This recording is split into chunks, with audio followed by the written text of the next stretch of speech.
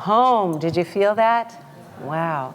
So this is the 5th Sunday, as I said, of doing our Wisdom of Oz series, and we talked about the characters, and now we get to really talk about There's No Place Like Home, because it's how the movie ends, and I'm sure you can all picture the ending and how it feels and how different it was than the movie started.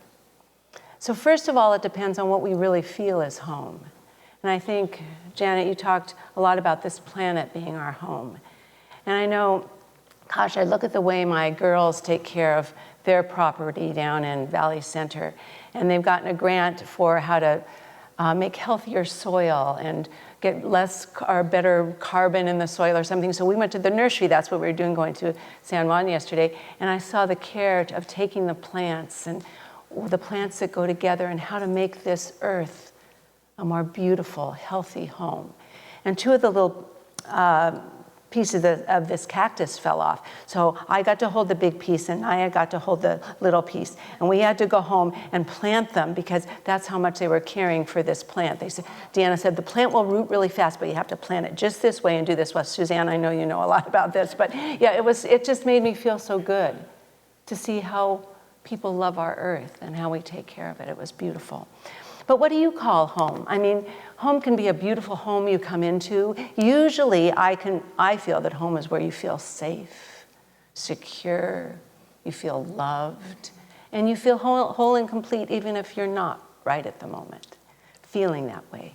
That's usually what it feels to me. So it can be a home, it can be a dwelling. We certainly know that spiritually, we know that home is where our heart is, home is where our soul is.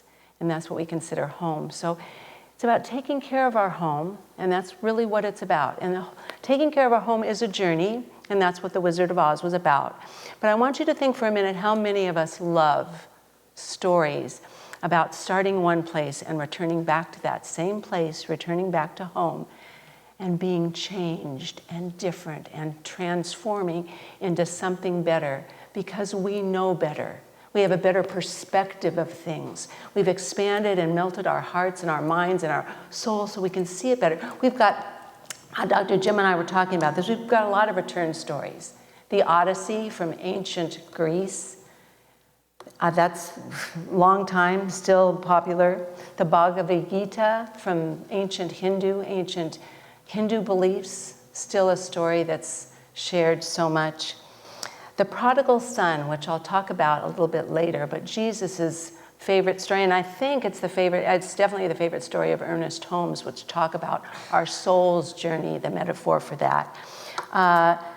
The hero's journey, Joseph Campbell traveling all around the world, studying people and knowing that people, this journey of the soul to go out and find ourselves through all the challenges, the light, the dark, the good, the bad, the doubt, the fear, the joy, the happiness, all of it, finding ourselves and coming home and being a new version of yourself, finding what you already had within, a new version of yourself, so you could teach and be a model. You know, our relationships in life are so very, very important to us. You know, we're social beings, and we learn from people. We can learn good and not so good, but we learn from people. We learn what we like, what we don't like. But relationships can really change us, and they can teach us. People model us, they become mentors for us. Even people we don't know are mentors for us and teach us about life. Well, I'll talk about Dorothy's mentors in a minute. But also there's The Lion King and 90% of the Hallmark movies. Okay. T.S. Eliot says, "We shall not cease from exploration, and the end of all our exploring will be to arrive where we started and to know it for the very first time."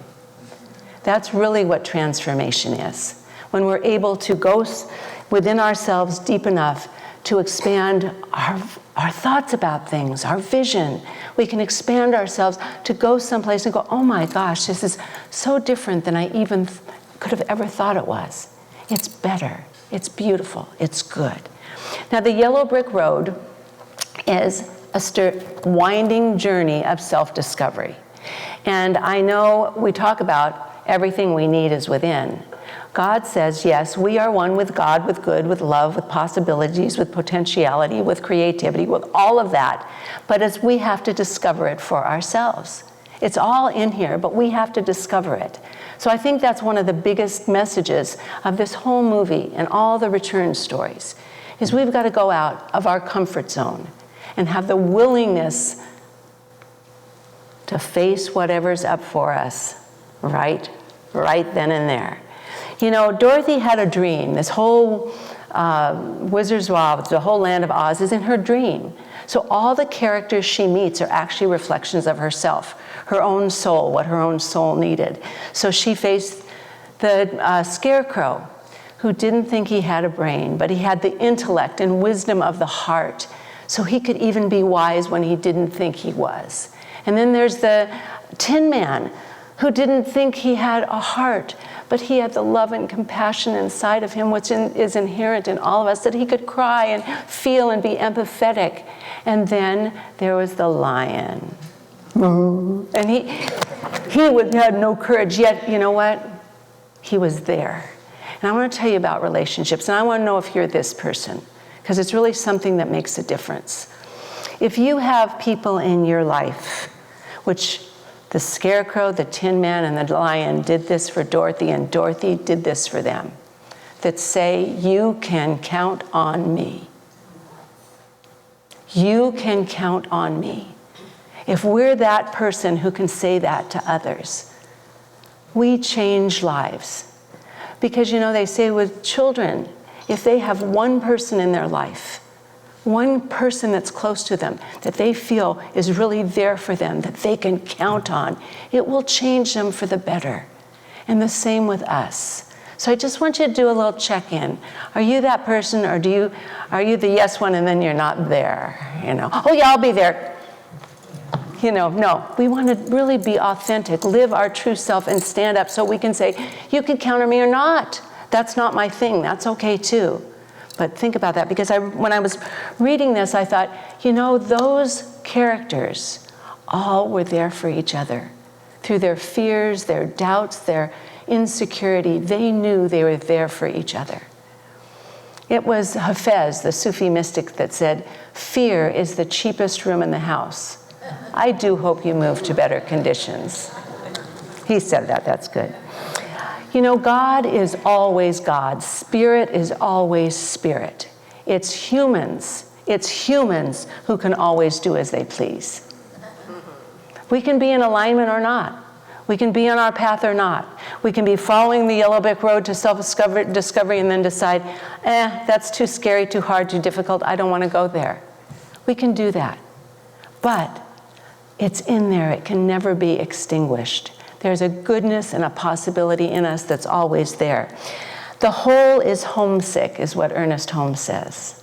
The soul in us is homesick. There's a part of us that never separates from spirit. In fact, Ernest says that our spiritual nature has its hand in the hand of God. Always. It's never not there. It's the human hand that is weak. We need to really empower that human hand. And you know how we do that? With faith in something greater. And if we can't do it for ourselves, that's why we have practitioners and ministers, and why we have classes, and why we do going deeper, and why we have carrying circles, so someone else can know it for us. Because that's what gets us going. Our soul is homesick. We have something in us always that remembers there's something more. Remembers where we came from, something greater. Remember that this is from an Orphic tablet, an ancient Greek tablet, sometimes from the 5th century BC to the 2nd century. It was written sometime during that time. And it was found in a grave, and it's on a gold tablet, and it said, I am a child of earth and starry heaven. That's what we'd say right now. I have an earthly experience, and, I have a spirit. But then it goes on to say, but my race is of heaven alone. We're divinely made. We must remember that. So our human hand, that it gets shaky and scared, and remember that fear is the cheapest room in the house. We got to step into the faith part. The antidote for fear is faith in something greater.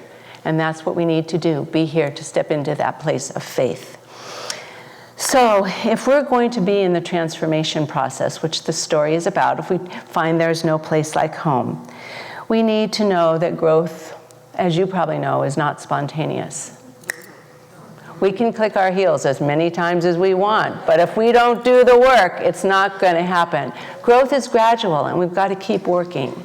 So here's some thoughts that I came up with for us to really keep in our mind's eye. If we just keep that golden, the yellow, I even got my nails yellow just to remind me, the yellow brick road to keep us going and growing on this path of discovery.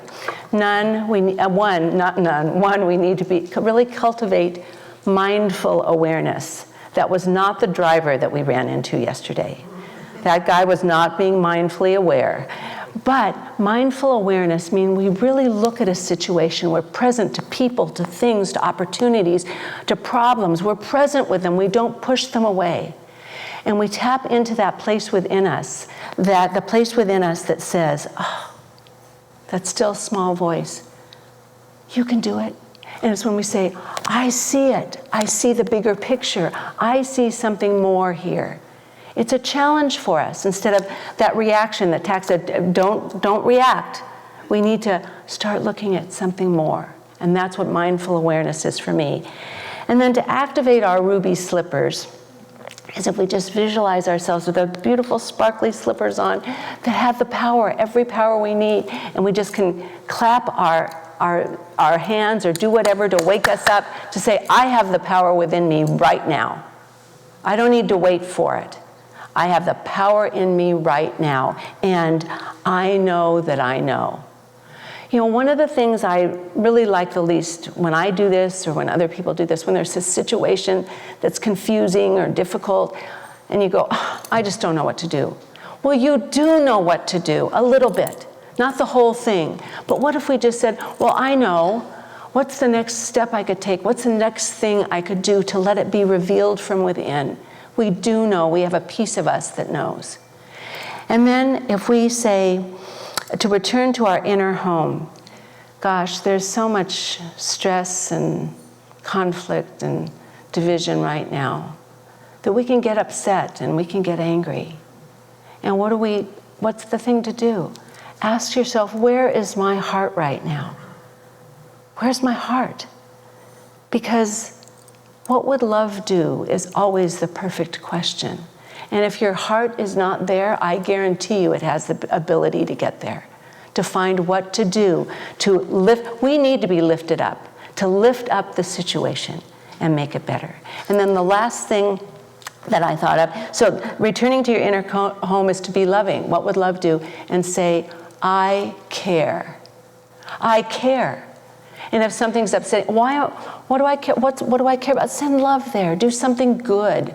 Turn that around. Because we have to re-educate our emotional responses. Would you like me to say that again? Yes. We have to re-educate our emotional responses because division, upset, all of that is not going to get us anywhere. We've got to re-educate ourselves to be tactful. It's a perfect word to be good and tactful and caring and loving these things. And then to live authentically, which just simply means I am true to myself. I am. And that's where we recognize we are one with Spirit for sure. So Dorothy came back home. And I want you to picture her, if you have seen the movie recently, or if you just remember, when she wakes up after the tornado and her dream and all of this, and she wakes up on her bed and she looks around with a totally different vision. She sees love from her Auntie Em and Uncle Henry, which she wasn't feeling before. And she sees the farm hands, Hunk, Zeke, I can't remember the third guy, and Hickory. And they were actually the Scarecrow, the Lion, and the Tin Man. But she sees them and sees the love, and she knew how loved she was. And sometimes we need a big shake-up to realize how much we're loved and how much love and goodness there is in the world for us, and that we can share with other people. Ernest Holmes asks us to do this. So if we really get, home is where the heart is, And if we want to really get our heart open and available, we have to re-educate our emotional responses. We have to do that. But he says to do this, which I think is so good. He said, let your mind and heart spring from inspiration to action. Do something. It's not enough to keep it in here. We know the goodness is in here, the possibility, the love, the wisdom, the caring is in here, but we got to do something. And then let your mind and heart swing from contemplation to accomplishment and from prayer to performance. Go out and do something better for yourself, for someone else. Do something. It's not enough just to think it or know it. We have to demonstrate it.